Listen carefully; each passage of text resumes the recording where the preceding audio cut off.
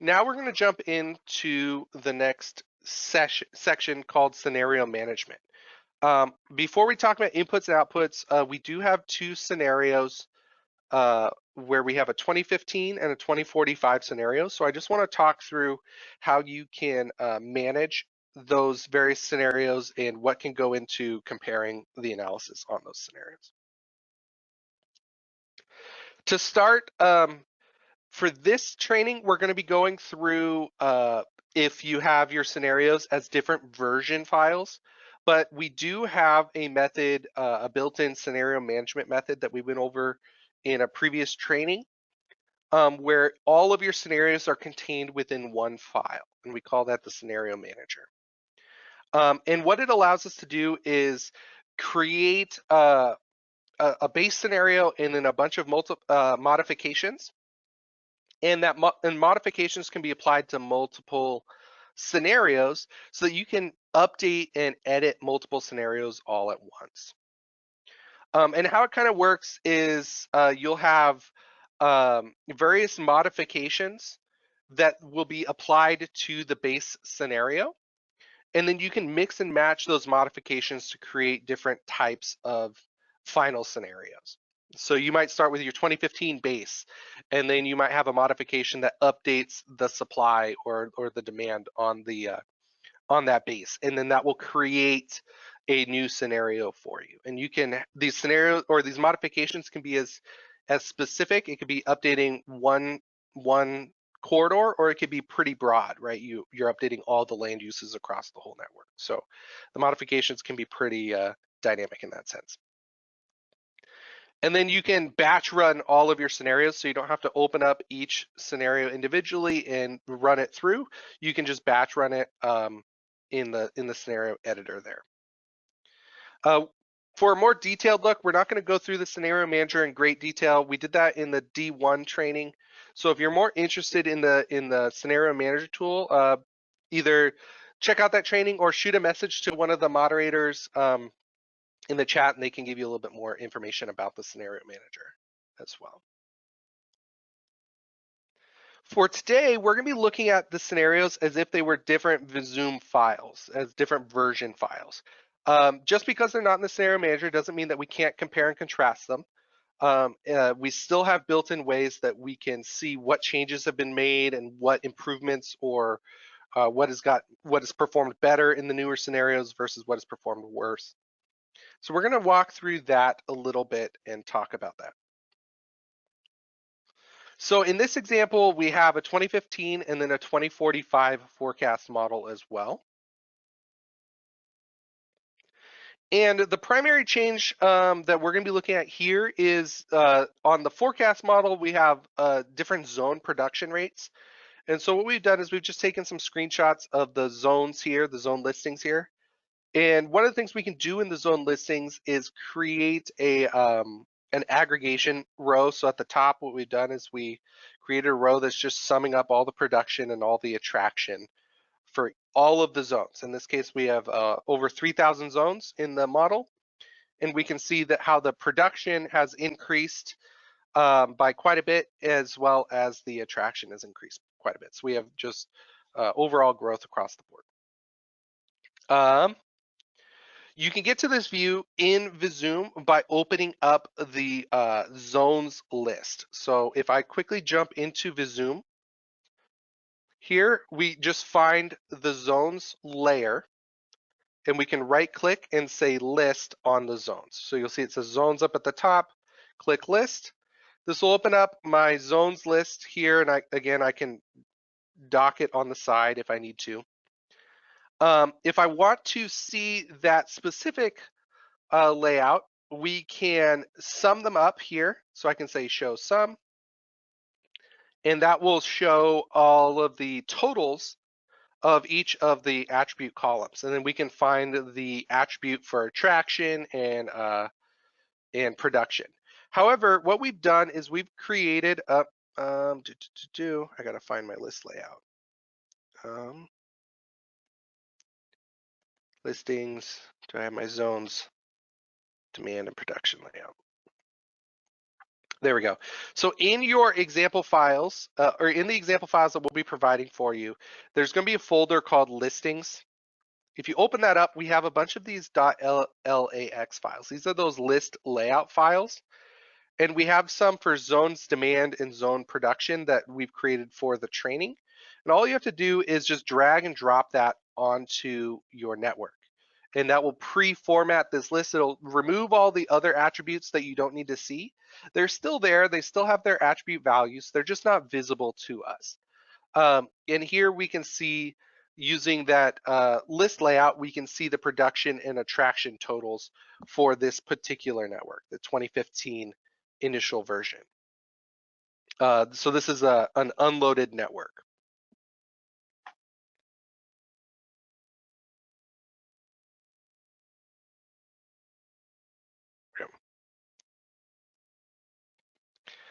Now we can do this for both scenarios, and we can open up two different Visum files. If you have a Visum license, you should be able to open up multiple version files simultaneously. I think up to 4 or 5 at a time. And you can have them side by side, but there's an easier way to do it so that you don't have to manually copy the data over or anything like that. And so what we're going to do is we are going to do a scenario comparison where we're going to import the data from one model into the other model. So in this case, what we're going to do is we can open up, for example, we can open up the 2045 forecast model. And then in the file menu, we can select compare and transfer networks. And what this will allow us to do is this will allow us to essentially import the data from the 2015 model into the 2045 model. And then what we'll do is we'll select that 2015 model and we'll say that the 2015 is the base version. You could also open up the 2015 model, and then up above you would select the 2045 and say the currently loaded network is the base. So you can do one of those two ways. And then what it will do is it will import the data from the other scenario that you've imported side by side within the list view. So you don't, and then you can do comparative analysis. So here we can see if we started with the 2045 and we imported the 2015, we have the 2045, the 2015, and then the difference between the two. Similarly, we can view the results graphically, and we're going to go through the actual model itself and do all this in a couple of minutes. But we can see them side by side. This is what they look like. But by importing this, this will allow us to do comparative analysis. So we can use the graphic settings as well to see what the difference is between 2045 versus 2015. So take 2045 value of, for example, link volumes, and subtract out the 2015 link volumes and see whether or not we have growth or fewer trips or more trips. And you can see where congestion is getting worse and where congestion is getting better. The green bars in this case show a decrease in the volume, and then the red bars will show an increase. So let's all jump in, or I'm going to jump into my Visum file. So here we have the 2015 base model loaded up. Just to be consistent with the PowerPoint though, I'm going to open up the 2045 model, and what you'll see is it'll say TBRPM 2045, and I can just drag and drop this onto Visum. I'm going to say no, that's fine.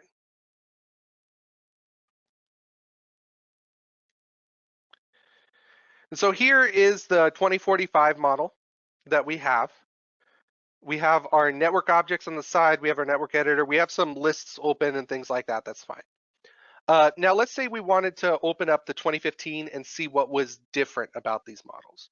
So these models are technically unloaded from an assignment pass perspective, but they had previously been run, and that data has been saved onto the links as if I click on a link, for example, some of the attributes that have been saved have been AM volume, midday volume, PM volume, and evening volume. So those have all been saved as attribute values. So even though they're unloaded, they still technically have previous model run values on there. So what we can do is we can open up the 2015 model on top of our 2045. So I'm going to go up into the File menu. We're going to go to Compare and Transfer Networks. And then we say Compare current network with a different version file. Click OK.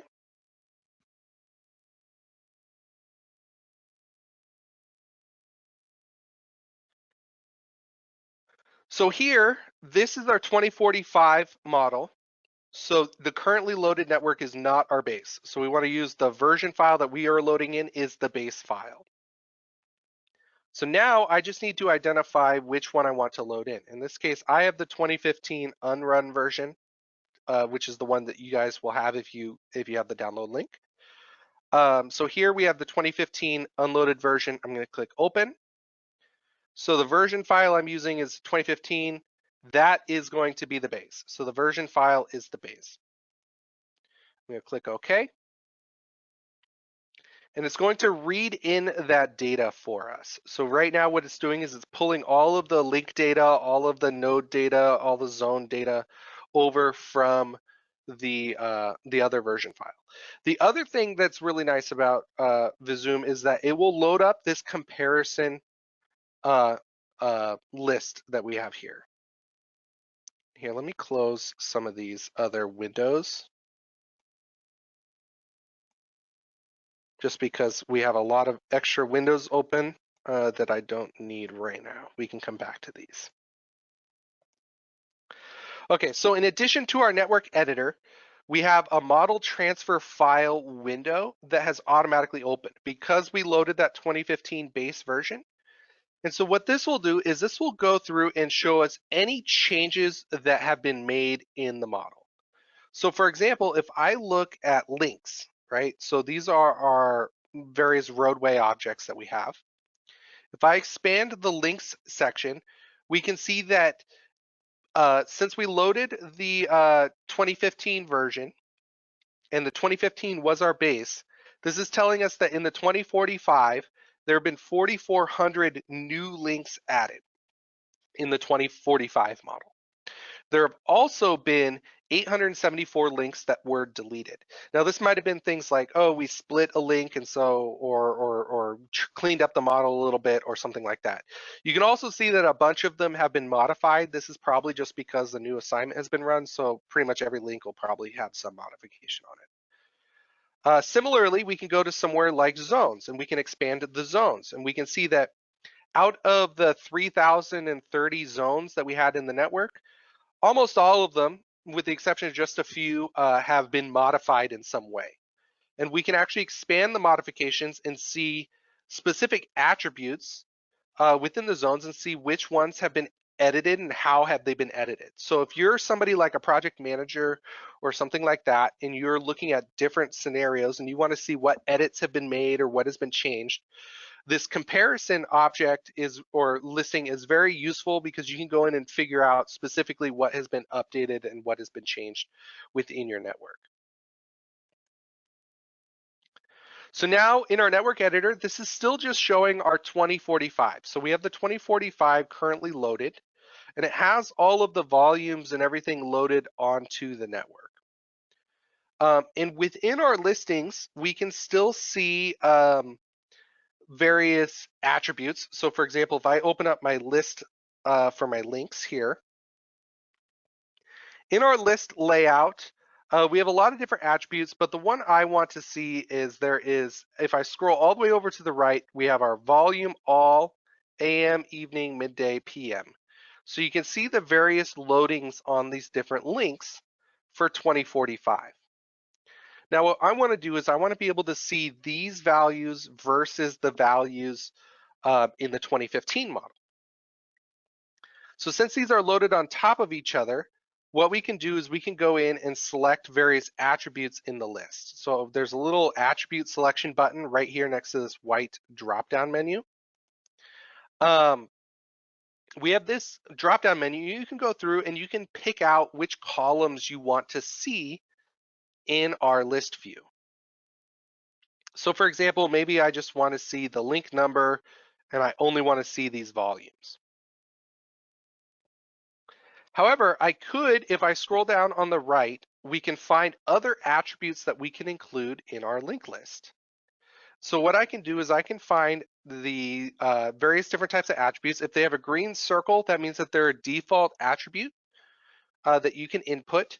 If they're like a hollow green circle, that's usually an output value. So that means that you can't edit it, but you can view it. And if they have a little person, that means it's a user-defined attribute. So we can see here we have the volume all, volume AM, evening, midday, PM. These are all user-defined attributes. But just below the user-defined attributes, we can see a version comparison option, specifically to the 2015 model. So what we can do is if we expand this value, now we can pull the same data out from these attributes. And you can go through and expand value, for example, and you can find all the same attributes in that 2015 model, and you can identify the values that you want to pull out. But without having to do this multiple times, what we can do is if I remove these attributes, I can see I have volume all. To add it to the list, I click this little green arrow. To remove it, I click this green arrow. But if I want to select it from all scenarios, I just select this volume all, and then I can click this add from version comparisons. And this will automatically pull it from, in this case, this is our 2045 model, and this is our 2015 model. So I can just quickly go through and add in all of these. So they're being compared side by side. Similarly, if I go to the volume comparison, let me make this window just a little bit bigger so it's easier to see what's going on. I can come in and I can find, we have the explicit value from that scenario, but we have this network minus the 2015 network. We have the 2015 network minus this network. We have a percentage difference, and we have the percentage difference the other way. So what this means is I can take, if I have my 2045 volume and then my 2015 volume, I can say I want to pull the 2045 and automatically subtract out the 2015. So if I expand this section, scroll down and find that user-defined attribute called all, volume all there. I'm going to do volume AM. I'm going to do volume evening, volume midday, and volume PM. So what this allows us to do is create a list layout that we have where it's showing, in this case, here's the column for different links. It has the 2045 volume, the 2015 volume, and the difference between the two. Then we have the 2045 AM volume, 2015 AM volume, and then the difference between the two. So by doing this scenario comparison, not only do we have access to see what has been changed or updated on the links in terms of what objects have been modified or added or deleted, but specifically within the list views, we can see what values of those attributes have been updated or how they've been changed. And if you want to save this, you can just say link comparison. You just type it into this little white box up above, you hit the enter key, and now this is saved as a pre-formatted layout file. And if I go back into my working directory, we can see link comparison.llax. It's been saved as a list layout. So all I have to do is come in and just drop that in my listings, and we are good to go. So this makes it really easy to, within the list view, to compare the values. The last thing I want to do with this discussion is talk about graphically how can we represent that. So we saw that in the PowerPoint. If I go back, right, we can do this graphical comparison where we see growth or increase in trips versus fewer trips. How do we create this view? So that's what we're going to do real quick, is we're going to start talking about some of the network graphic overlays. And one of the graphic overlays on the links is a link bar. Currently, we have a link bar active already. You can see it's representing the volume of PUT trips. So if I zoom in on a specific section, the bars, the yellow bars that we are seeing are trips generated by PUT modes, and they are assigned to the links, and the thickness of the bar is based on the number of trips. So thicker bars mean more trips. We can do the same thing for any link attribute, including volume all from 2045, volume all from 2015, and this comparison value. So to create some graphic parameters, and we're going to do this multiple times throughout the training, so we're going to see this a few different times as well. So here we're going to right click on the links object, and we can go to graphic parameters, and we can select different graphic parameter settings. You can also just go to the graphics section and say edit graphic parameters. Both of these will take you to the same window. So if I click graphics, edit graphic parameters, it'll take me to this window. Or I can right click on links, say graphic parameters, and say bars. It'll take me that window, but specifically to where the link bars are. So now that we have our link bars menu open, we have some link bars predefined. We have one for the volume PUT, we have one for the PRT. This one won't show anything because it's technically an unloaded network right now. But what we can do is we can create a new bar. So I'm gonna press this new bar button, move it off to the side. And here, what we can do is I'm gonna turn off the yellow bar. We can select the attribute that we want to show. So in this case, maybe I want to show my AM volume, right? So I want to show my AM volumes. So I'm going to select AM volumes, and I'm going to make it a blue bar. I can hit the preview button, and we can see what that will look like. So here are all the AM volumes loaded onto the network. I could look at all of the evening volumes or midday or PM volumes. And then I hit the preview, and you can see what that looks like loaded onto the network.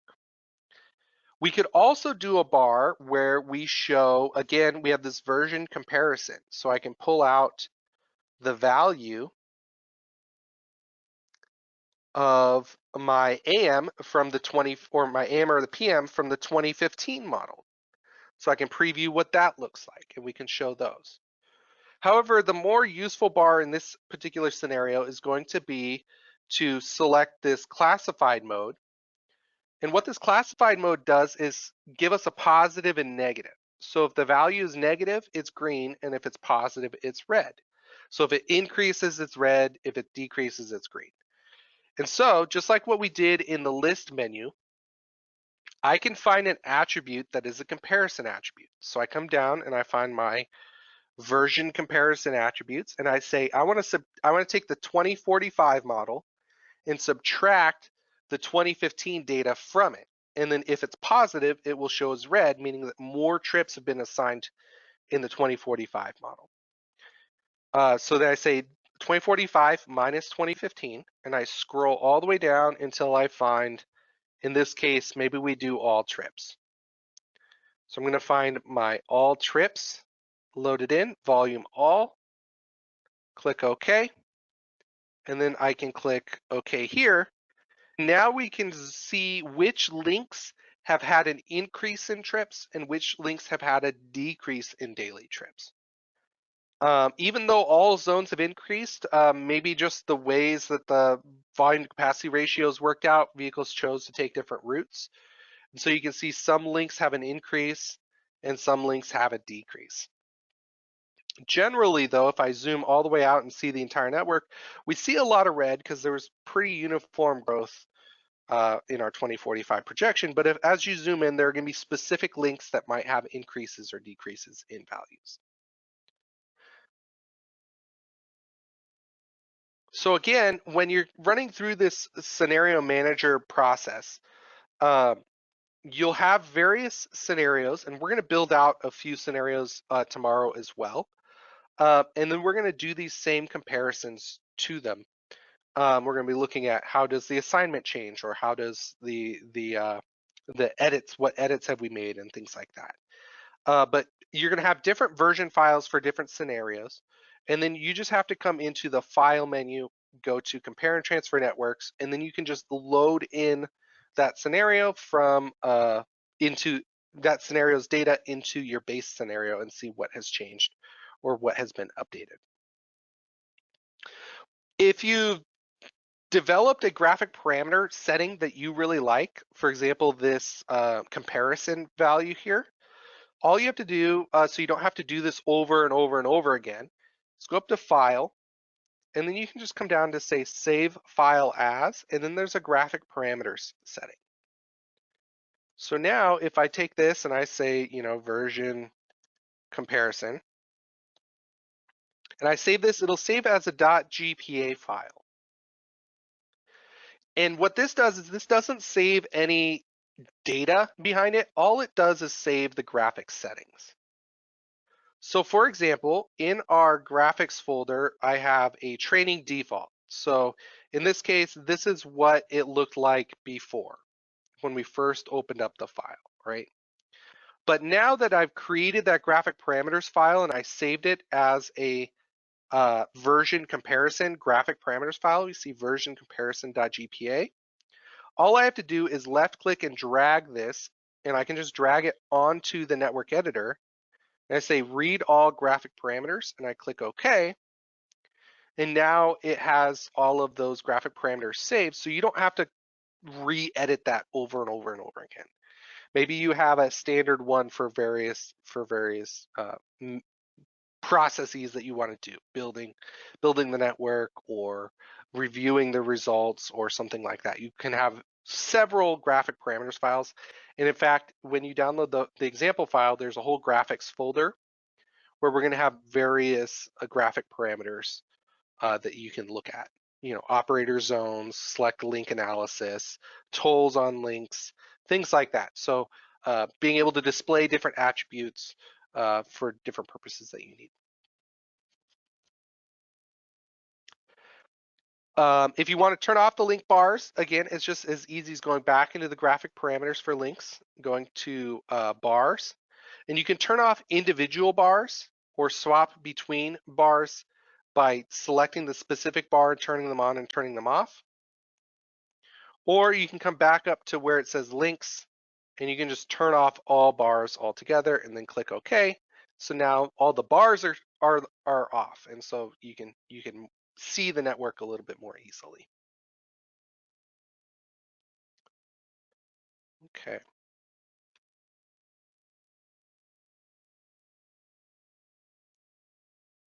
All right. So we already kind of went through the comparison interface. So when you do the network comparison, you get this window, and you can see what objects have been modified and changed, what has been added and deleted. One thing I didn't mention was you can actually select the object that's been deleted, and it'll show you where that object was, or where it would have been, or where it was deleted from. So you can actually find that location and see what has been changed or updated as needed. So to finish out this section, what we're going to do is we're just going to quickly create a new 2022 scenario. We're not going to do any edits to it, but we're just going to create a new version file just so that we have a setup leading into tomorrow's objects. And it's just going to be pretty straightforward. Since we're not using the scenario manager, we don't have to create any modifications or anything like that. We're just going to go into the file menu, and we're going to click Save As. And we're going to make sure that we save it as a version file. But what I want to stress to you is be very descriptive on your naming functionalities, right? You might have a few 2022 version files that you might save for various different builds and things like that. So make sure that you have a good naming procedure that you want to set up. So we're going to jump into Visum, And it's going to be pretty straightforward. Once you have your base model developed, I'm going to open up my base model. So I'm going to hit File, Open, and I'm going to find my 2015 init. So the pre-run model. This is what it looks like. Now this is going to be a build that we're going to do tomorrow. And then what we can do is we can go File, Save As.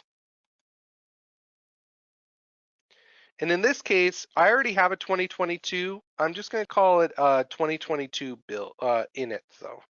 2022 underscore init.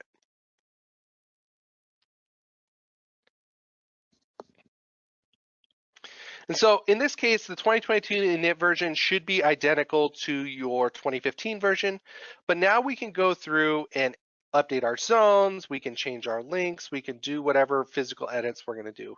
We're going to spend more time on this tomorrow in tomorrow's session, but for today, that is where we are going to pause our 2022 builds, and we're going to get back into talking about our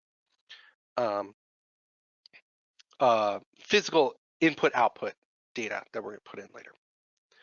So one last thing before we jump into our first break is I just want to quickly show the procedure sequence again and just show that here are the different time of days that we have, and again reiterate that it took about 90 minutes to run. So if you're going to be running a model run in the background during the training, that's about how long you can expect it to go. You don't necessarily need to have a model run done by today or tomorrow. That should be okay though.